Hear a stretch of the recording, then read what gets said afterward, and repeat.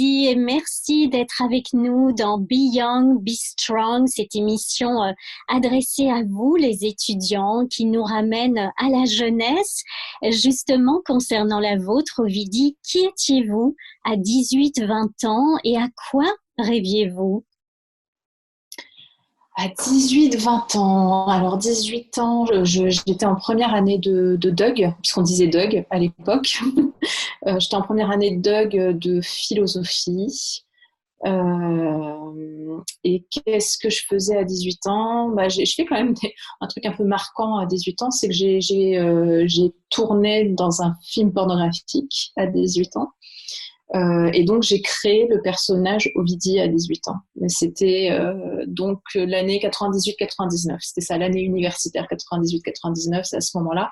Et pour moi, c'était presque un concept artistique à ce moment-là. C'était derrière ce nom-là, j'avais envie de faire plein de choses. Je voulais faire des happenings, je voulais faire de la musique aussi. Alors ça, je crois que la musique, c'est vraiment le seul truc que j'ai pas fait.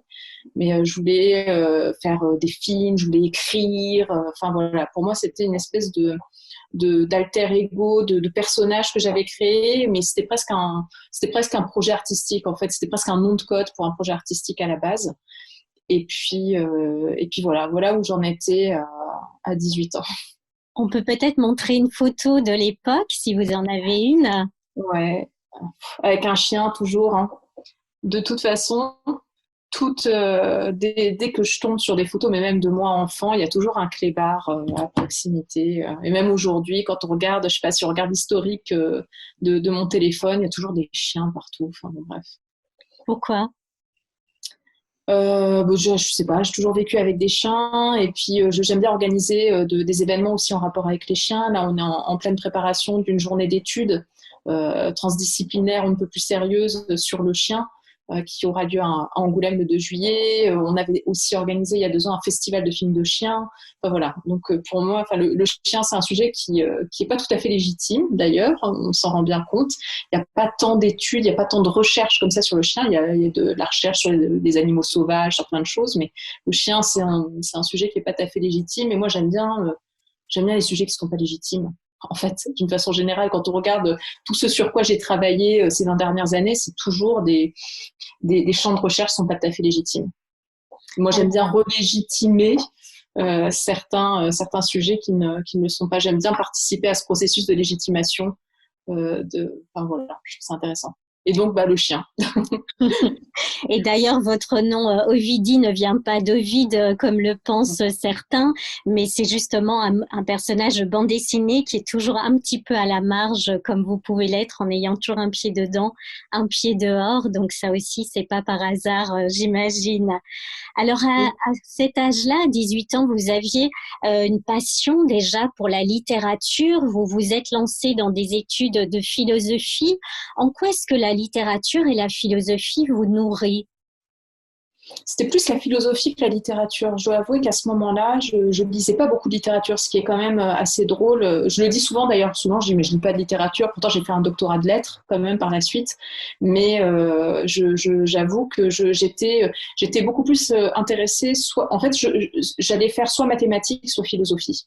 Et puis bon, au moment de la première, j'ai choisi une filière littéraire et donc je me suis dit, puisque je fais pas de maths, je vais faire philo. Pour moi, c'était un petit peu pareil. Il y a quelque chose de l'ordre de la logique, de la construction du discours qui m'a toujours servi par ailleurs, toute cette histoire de construction de discours, de comment bien organiser ses idées, comment bien organiser sa démonstration. Enfin, c'est quelque chose qui me sert encore, aujourd'hui.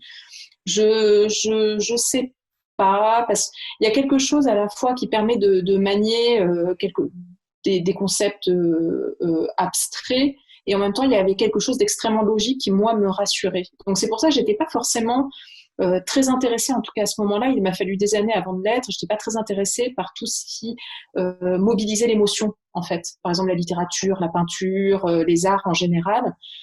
J'étais pas forcément complètement là-dedans. Moi, j'étais bien dans le fait de manier des concepts abstraits. Alors, vous le disiez au début, à 18 ans, vous devenez actrice porno. Qu'est-ce que ça vous a appris sur le rapport au corps, au désir et à la sexualité féminine? Alors, au désir, à la sexualité féminine, rien, puisque c'est pas de la sexualité. Après, au rapport au corps, non, pas grand-chose. En fait, ce qui m'a surtout, comment dire, ce que ça m'a surtout appris, c'est le regard social, en fait. C'est surtout ça, c'est comprendre. En fait, j'ai pris conscience de façon assez brutale, je dirais, des choses que je pressentais, mais qui sont ce qu'on appellerait aujourd'hui le slut shaming, donc de la discrimination, la stigmatisation des femmes de mauvaise vie, qui ont la cuisse légère, etc., etc. Donc la discrimination des femmes pour leur choix sexuel. Voilà, c'est ça que je me suis pris violemment, je dirais, dès l'âge de 18 ans et qui fait qu'après, j'ai réfléchi là-dessus, sur cette histoire de stigmatisation. J'en ai fait des films, j'en ai fait 2 documentaires, Rhabillage et Là où les putains n'existent pas. J'ai beaucoup écrit sur la stigmatisation des femmes pour leur sexualité. Je dirais c'est ça, moi, surtout que ça m'a appris. Ça m'a appris à 18 ans. 18 ans, on est bébé, hein. À l'époque, je me rendais pas compte, mais aujourd'hui, à 41 ans, je me rends compte. Et 18 ans, on est quand même très, très, très bébé. Et il y a cette espèce de candeur et de naïveté et de rage aussi qui fait qu'on a envie de révolutionner le monde entier, qu'on a l'impression qu'on va pouvoir affronter la société tout entière. Mais on se prend aussi violemment, en tout cas, moi, c'est ce que je me suis pris. Je me suis pris violemment fait que déjà la société elle allait pas changer et que surtout qu'elle allait me le faire payer. Cette mise en marge volontaire à ce moment-là, on allait me le faire payer. Et ça a commencé par exemple par le fait de devoir assez rapidement abandonner mes études en 2e année, pas en première année, mais à la fin de ma 2e année de DUG. Et puis, ça m'a appris la violence, voilà, du sexisme, tout simplement. Ça m'a conforté dans l'idée que le vrai combat dans lequel je devais m'engager à ce moment-là, et dans lequel j'étais déjà engagée, mais vraiment où je me suis engagée pleinement, c'était le féminisme. C'était clairement ça. Je dirais, j'ai choisi à ce moment-là ma voie militante. En tout cas, je me suis dit, OK, je vais me concentrer sur les problématiques féministes. C'est parce que je le vivais, parce que c'était extrêmement violent ce que je pouvais vivre au quotidien, les insultes dans la rue, les insultes dans les couloirs de la fac, et puis tout le monde était touché, tout mon entourage était touché, mais je dirais ça m'a appris plus brutalement que je ne le pressentais que une femme ne peut pas tout à fait faire les choix corporels et sexuels qu'elle veut, même si légalement elle en a le droit, la société ne va pas la laisser disposer de son corps comme elle l'entend. Le milieu du porno n'est plus celui qu'il était à l'époque où vous l'avez connu, il a évolué. Or, il y a certains étudiants qui peuvent être tentés aujourd'hui par le porno, soit juste par goût de l'aventure, soit pour financer leurs études, comme le révèlent certains. Qu'est-ce que vous avez envie de leur dire par rapport à cela? J'ai rien envie de leur dire de précis parce que je pense que chaque parcours est complètement individuel, quoi. Enfin, il y a pas 2 parcours qui se ressemblent. Et en plus, on parle de 2 époques différentes. Moi, quand je commence à faire ça, on est fin des années 90, je suis une actrice de VHS, faut pas l'oublier, hein. Je suis même pas le DVD quand je commence. Donc, je suis une actrice de VHS à ce moment-là. On est dans une période culturelle un petit peu particulière dans son rapport à la pornographie, fin des années 90. C'est-à-dire qu'il y a une période comme ça où 99, donc tout à l'heure je disais je commençais en 99, c'est l'année de sortie de Baise-moi de Catherine Breillat, de Virginie Despentes et Coralie Trintis, mais c'est la sortie aussi de Romance X de Catherine Breillat. Après, il y a un certain nombre de choses auxquelles je participerai d'ailleurs, comme le pornographe de Bonello. Enfin voilà, mais il y a eu un moment où il y avait quelque chose d'un peu tendance et un peu hype dans le fait aussi de graviter autour des sphères pornographiques. C'était la période du porno chic dans la mode aussi. Puis il y a eu une espèce de période un peu curieuse aussi, fin 90, début des années 2000, où on a mis un peu dans un même fourre-tout littéraire un certain nombre d'autrices qui écrivaient sur les questions de sexualité. Mais des autrices qui n'avaient strictement rien à voir les unes avec les autres. Par exemple, je sais pas, Despentes, Anne Scott, Nelly Arcan, enfin voilà, plein de femmes qui n'ont vraiment rien à voir les unes avec les autres, mais on se dit, bon, ce sont des femmes, elles parlent de cul, on va les mettre ensemble. Et ça, c'était une période, bon, ça a duré 2-3 ans, je dirais, 99 à 2002, quoi, je dirais quelque chose comme ça. Donc, le moment où moi je commence à faire ça, on est vraiment dans un contexte très différent. C'est le moment où Thierry Ardisson invite aussi les pornstars sur son plateau. Enfin, on est dans autre chose, je dirais. Je dis pas que c'était mieux ou quoi que ce soit. Je dis juste la démarche était différente. Là, aujourd'hui, je pense que les motivations seraient pas forcément les mêmes. Déjà parce qu'il n'y a pas cette volonté de s'emparer, de, comment dire, de détourner des industries culturelles en venant troller finalement la télévision, en débarquant comme Panstar dans ces émissions-là. Il y avait quelque chose qui était un peu de cet ordre-là à l'époque, hein, le fait de rentrer dans la télévision, de perturber un peu les débats, il y avait une petite jubilation quand même dans cette histoire. Là, aujourd'hui, on est dans un contexte qui est très différent, déjà parce que les actrices n'ont plus vraiment de nom. Je pense que si je vous demandais, citez-moi une star du X actuelle, je pense que vous sacheriez, en fait. Et en fait, si je pose la question à n'importe qui, hein, même quelqu'un qui en consomme régulièrement sur Internet, les gens seraient incapables de me citer le nom d'une star actuelle. Pourquoi? Parce que on n'est plus dans cette culture aussi médiatique autour des industries pornographiques comme on pouvait l'être à ce moment-là. Donc, pourquoi? Parce que, je sais pas, quand on va consommer une vidéo, par exemple, sur Internet, il n'y a même plus le nom de l'actrice qui est mentionné. En général, il y a des tags, mais il n'y a même plus le nom de l'actrice. Donc, je pense que quelqu'un qui, aujourd'hui, décide de faire ça ne le ferait pas forcément pour les mêmes raisons. C'était Catherine Ringer, la chanteuse d'Erita Mitsuko. Je regardais l'autre jour une archivina où il y avait Mireille Dumas, donc c'est dans les années 80, Mireille Dumas qui lui demandait mais pourquoi vous avez voulu faire du porno, elle répond un truc que je trouve vraiment intéressant, elle dit peut-être que pour moi c'était mon service militaire. Il y a quelque chose de cet ordre-là, du rite initiatique, du passage de l'adolescence à l'âge adulte. Enfin, moi, c'est comme ça que je le comprends quand elle dit c'était mon service militaire. Et je pense que pour moi, il y a eu un truc aussi un peu comme ça.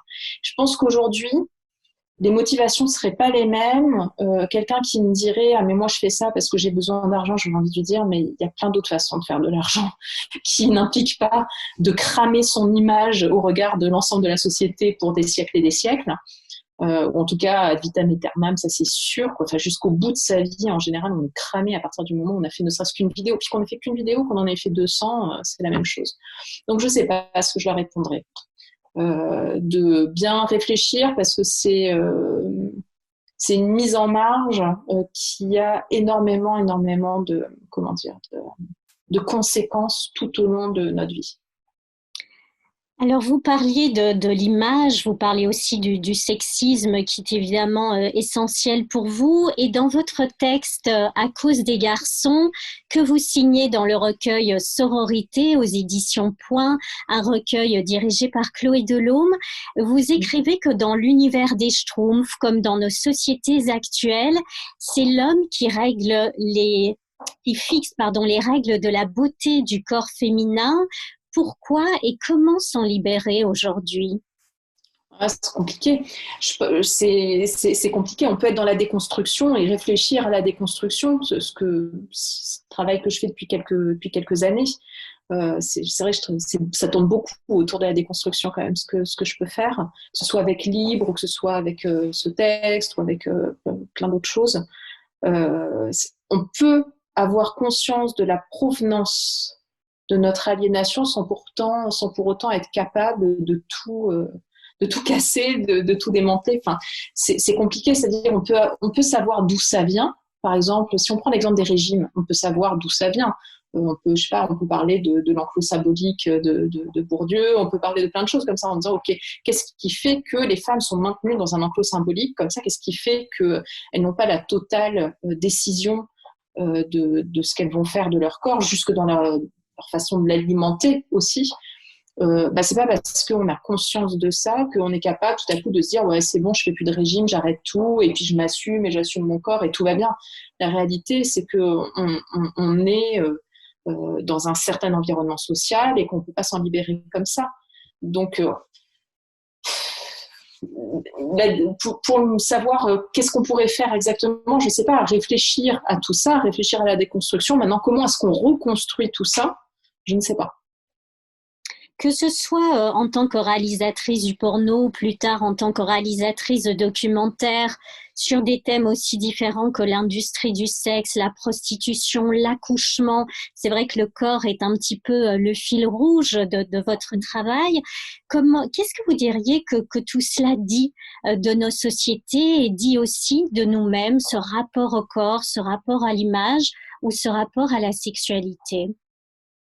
Ben, c'est vrai que le fil rouge de l'ensemble de mes travaux, c'est ça. C'est le corps et les corps féminins, on va dire.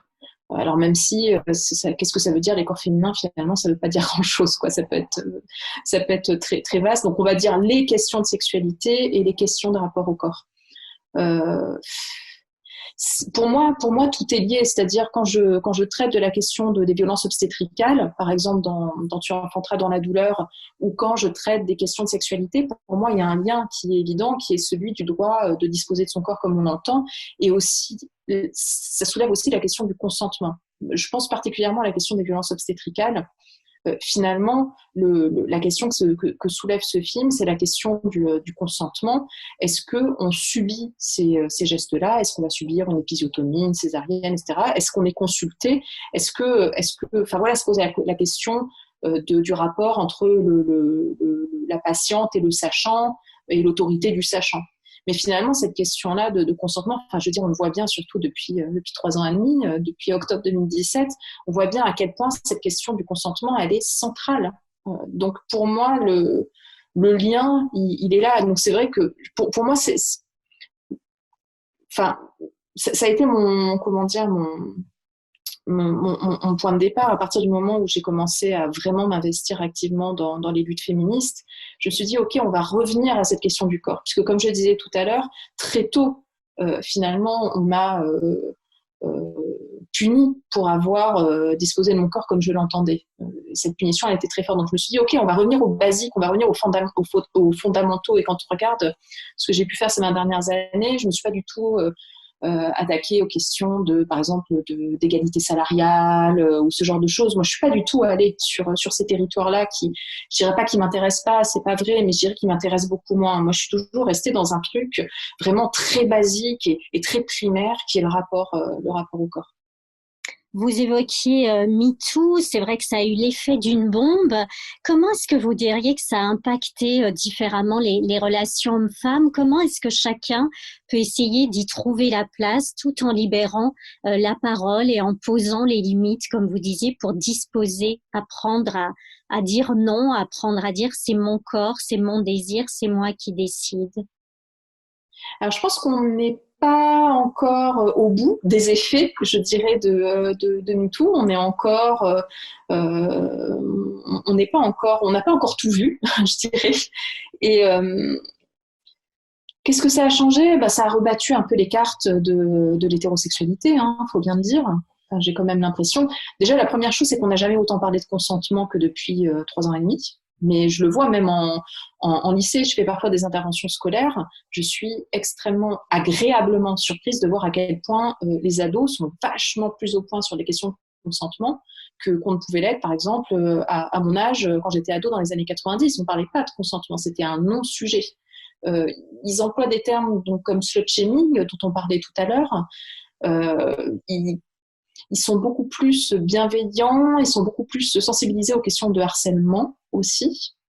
Enfin, moi, je crois beaucoup à cette génération-là parce qu'à mon avis, elle va faire vraiment bouger les choses. On voit bien que depuis MeToo, ceux qui ont, par exemple, mon âge, ceux de ma génération, voire plus âgés, ils ont beaucoup plus de mal à bouger. Même si je vois autour de moi, il y a plein de prises de conscience. Plein de prises de conscience de femmes, ça c'est une chose, mais même aussi de certains hommes déjà, qui ont envie de se sortir des vieux schémas dans lesquels ils étaient enfermés parce que la masculinité toxique, finalement, ça les intéressait pas plus que ça. Ils estiment qu'ils ont tout à gagner à se sortir de ce système-là et de ces représentations-là, de ces injonctions à la performance, à la domination, à plein de choses.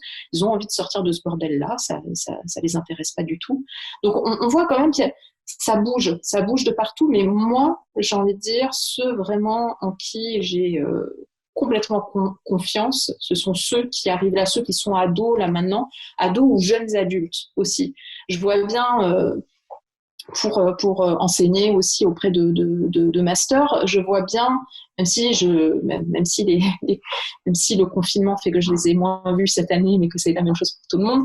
Mais je vois bien qu'ils sont déjà plus bienveillants les uns vis-à-vis des autres. Ils sont surtout beaucoup plus conscientisés aux questions de féminisme et de sexisme. Déjà, je suis très frappée de voir le nombre d'étudiantes qui vont faire leur mémoire ou rendre leur travail, que ce soit un travail sonore ou un travail écrit, en rapport avec le sexisme. Ça, déjà, c'est un truc nouveau, quoi, enfin, qui date vraiment de ces dernières années. Donc, j'ai l'impression qu'il y a beaucoup de choses qui bougent, que évidemment MeToo a tout accéléré là-dedans, qu'il y a des résistances qui sont très violentes aussi. Il y a une forme, on a beaucoup parlé du backlash, mais réellement, hein, on voit qu'il y a des résistances. Je ne sais pas si le terme backlash, c'est vraiment le plus approprié, mais en tout cas, il y a des résistances qui sont très fortes. On voit bien que plus on avance, plus en face, la riposte est dure. Il va y avoir des raids de harcèlement sur les réseaux sociaux. Enfin, il va se passer plein de choses comme ça.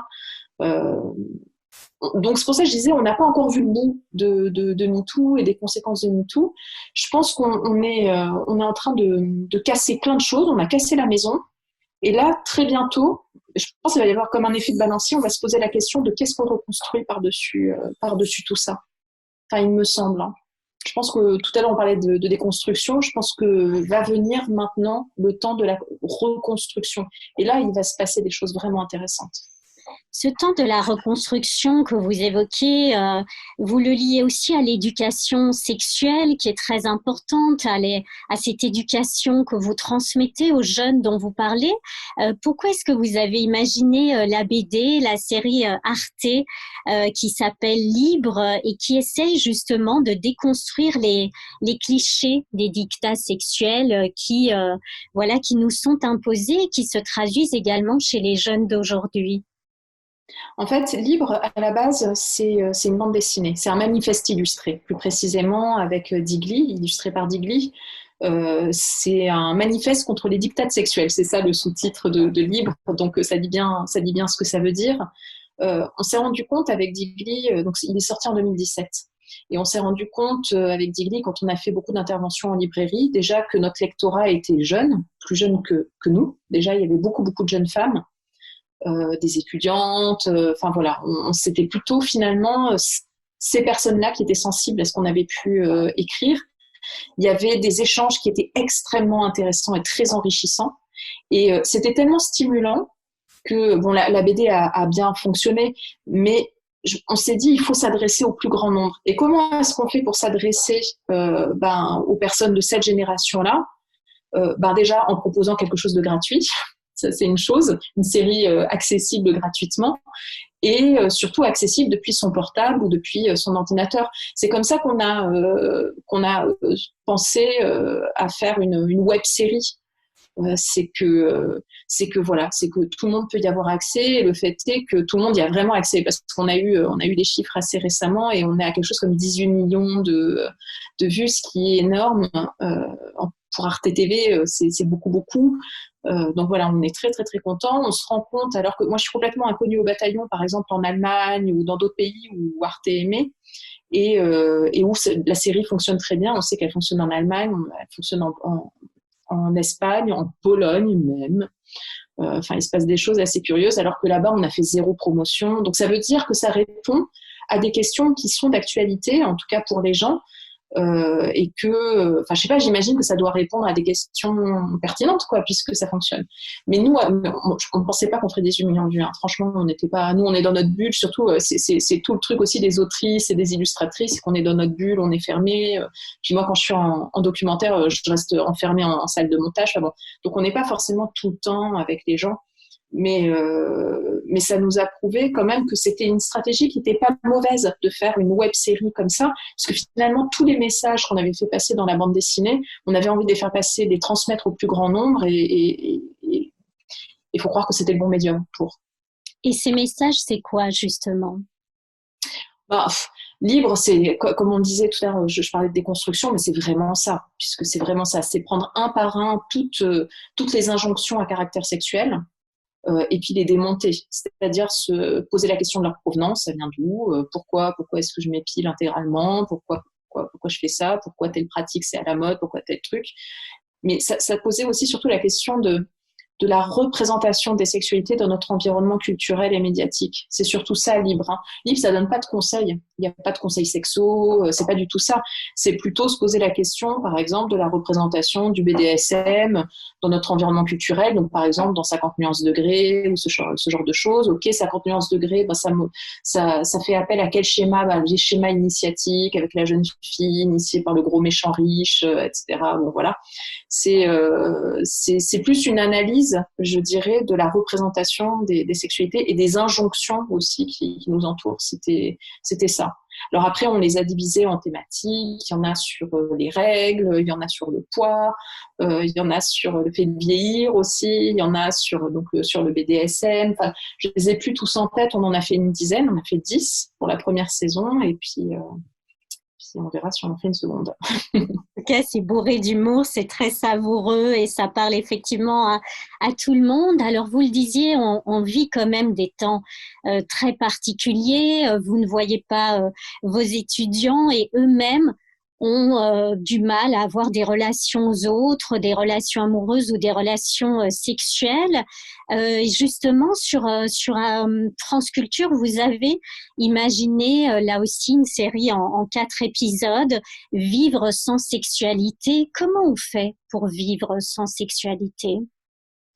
Ben, déjà, il y a plein de façons de vivre sans sexualité. Il y a la sexualité empêchée pour certaines personnes parce que on se retrouve dans une situation où on ne peut pas. Ça va être par exemple le cas des prisonniers de longue durée.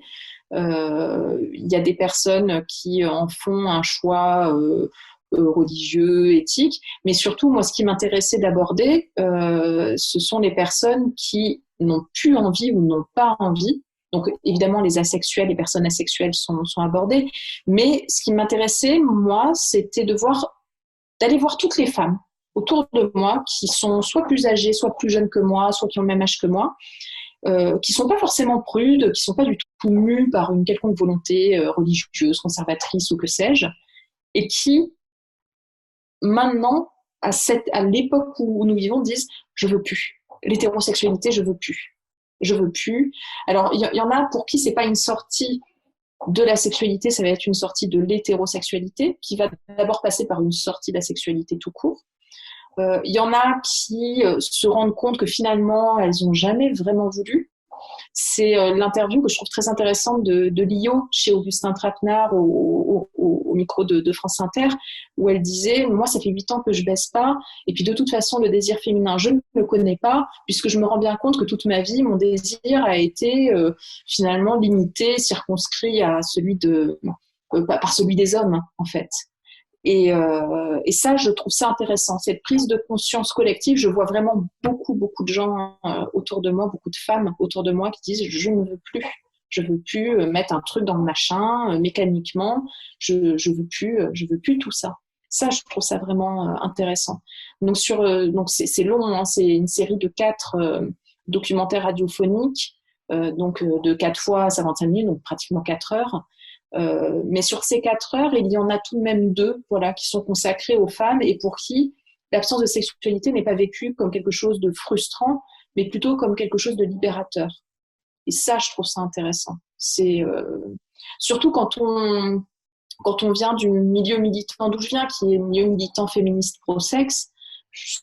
Pour moi, je trouve ça vraiment intéressant de se dire que féministe pro-sexe, finalement, c'était ça aussi. C'est le droit de faire ce qu'on veut de notre corps, mais c'est aussi le droit de ne pas baiser, en fait. C'est le droit de baiser avec qui on veut, et c'est le droit de ne pas baiser du tout, sans avoir à être jugé ou quoi que ce soit. Ça, j'ai trouvé ça vraiment stimulant. J'ai pris énormément de plaisir. On était 2 co-réalisateurs sur cette série. L'autre, c'était Tancred Ramonet, qui lui, c'était intéressant parce que Tancred, c'est un homme. Et Tancred, lui, sa façon d'aborder l'absence de sexualité, il abordait plutôt sous l'angle de la frustration. Donc c'était intéressant. C'est pour ça que c'était bien, on est complémentaires, on l'a fait à 2, mais c'était intéressant de voir que pour lui, l'absence de sexualité, c'était forcément de la frustration. Et pour moi, ça pouvait être envisagé comme quelque chose de libérateur. Vous parliez des femmes et du côté aussi jubilatoire qu'on peut découvrir. Et justement, on sent aussi un certain bonheur d'avoir participé à ce recueil sororité. Vous décrivez d'ailleurs la sororité comme étant en rien innée. Elle nécessite bel et bien un apprentissage, comme vous l'écrivez. Pourquoi et quelle est sa force? De la sororité? En tout cas, c'est sûr que la sororité nécessite un apprentissage. C'est pas quelque chose d'inné, c'est pas quelque chose.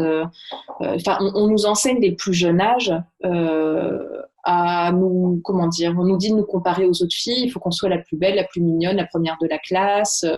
On peut pas se réjouir. On nous enseigne qu'on ne peut pas se réjouir des victoires des autres filles et des autres femmes. Même plus tard, quand on grandit, il y a toujours ce truc de comment dire, de méfiance ou de déception presque quand une autre femme réussit. Ça, c'est quelque chose que je constate. Et c'est quelque chose, par ailleurs, c'est une chose contre laquelle il a fallu que je lutte moi-même aussi pendant assez longtemps. Je pense que j'ai réussi à être sereine avec la beauté des autres femmes et la réussite sociale des autres femmes, ou la réussite artistique ou que sais-je, je sais pas, vers l'âge de 30 ans, quelque chose comme ça. Parce que je dirais que dans toute cette phase de construction, jusqu'à mes 30 ans, il y a eu ces remontées de compétition intrasexuelle, finalement, qu'on nous enseigne vraiment depuis qu'on est toute petite, depuis l'école. Il a vraiment fallu que je me libère de ça et je me rends compte qu'autour de moi, il y a beaucoup de femmes, celles qui aujourd'hui parlent de sororité, en général, elles sont passées par cette phase d'apprentissage. C'est des petites choses, mais par exemple, je m'efforce à ne pas critiquer les travaux des autres femmes, même quand j'approuve pas. Ou je m'efforce à ne plus les attaquer sur les réseaux sociaux. Ça fait quelques années que je le fais plus, mais si je devais réfléchir par le passé, je pense que je l'ai fait, attaquer d'autres femmes, comme ça. Aujourd'hui, quand je suis pas d'accord, par exemple, avec une autre militante féministe ou que sais-je, je vais bien me la boucler, en fait. Surtout, je me dis, voilà, je vais, si je la vois, je vais discuter avec elle et lui dire pourquoi je suis pas d'accord, mais je vais pas participer au lynchage collectif sur les réseaux sociaux. Donc, j'essaie, ou même quand je vois un film d'une réalisatrice qui sort, même si le film est pas terrible, je vais pas m'amuser à lui dire, oh, le film est pas terrible. Je me dis, très bien, il y a un film réalisé par une femme, c'est très bien, encourageons ça. Donc, tout ça, c'est des petits trucs d'apprentissage, mais qui, vraiment, qui sont, comment dire, vraiment, c'est pas inné. Ça nécessite vraiment cet apprentissage. Et pourquoi c'est une force? Qu'est-ce qui fait la beauté de la sororité? Je sais pas, je sais pas si je saurais répondre à cette question. Qu'est-ce qui fait la beauté de la sororité? Je sais pas. En tout cas, surtout que tout à l'heure, je disais, c'est pas inné. Donc, j'expérimente aussi la sororité, hein. J'en suis à un stade aujourd'hui où je continue à expérimenter la sororité, par exemple, en participant à des ouvrages collectifs. Pendant super longtemps, mes travaux, c'était les miens et je les signais de mon nom à moi, que ce soit pour un livre ou pour un film, c'était moi toute seule. Là, ça fait 3 ans que je participe essentiellement à des ouvrages collectifs, que je sors plus je dis pas que ça va pas revenir, mais que je n'écris plus dans des livres signés uniquement par moi et basta, quoi. Je pense que le dernier, ça devait être un clip du pire, ça devait être en 2017 ou 2018. Et là, maintenant, j'ai cette envie de participer vraiment à des ouvrages collectifs et participer à quelque chose, parce qu'on est dans quelque chose de collectif depuis MeToo, il faut bien le dire. On est dans un truc, dans une effervescence mondiale. Dans 82 pays, il y a des millions de femmes qui se sont exprimées. On est dans quelque chose qui est de l'ordre du collectif et de la reconstruction collective, déconstruction d'abord et reconstruction après. Donc, moi, j'ai envie de participer à ça en arrêtant de tout le temps dire je, et plus en posant la question du nous, quoi. Enfin, voilà. Donc, je pense que c'est une force, parce que c'est une force politique, la sororité. Maintenant, est-ce que, comment, la question de la beauté de la sororité, je sais pas, je crois que j'en suis pas encore à ce niveau d'exaltation pour répondre à cette question. Eh bien, à suivre, on verra ça aussi avec la nouvelle génération qui nous écoute, comment eux vont développer ça à l'avenir. En tout cas, merci beaucoup, Ovidie, pour tous ces commentaires, pour tout ce que vous nous offrez. Et je rappelle que le titre du livre, c'est Sororité, donc ce livre collectif aux éditions Point. Merci et portez-vous bien. Merci.